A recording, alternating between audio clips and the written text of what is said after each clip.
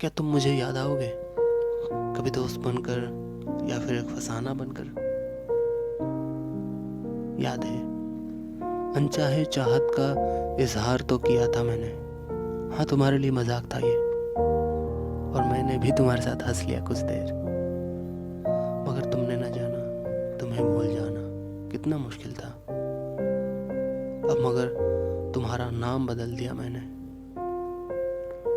कल शाम कुछ सर्द हवाएं तुम्हारी याद दिला रही थी, और सामने तुम थी जैसे रोज होते हो।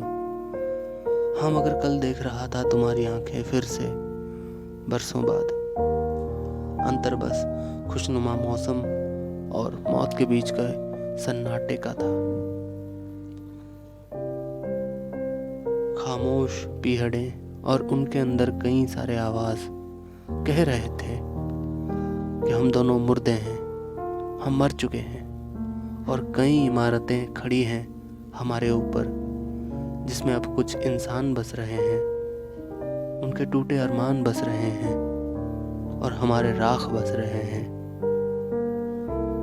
मैं ढूंढ रहा था तुझ में वो खूबसूरती जो मेरी लिखावट हुआ करती थी हमेशा की तरह। तुमने प्यासा भी नहीं छोड़ा और प्यास भी नहीं दिया, बिल्कुल किसी सूखे झील की तरह। रात बहुत बाकी था, मगर मैं लौट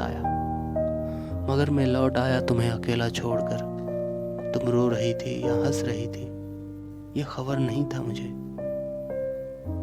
मगर मैं उदास था तुम्हें देखकर।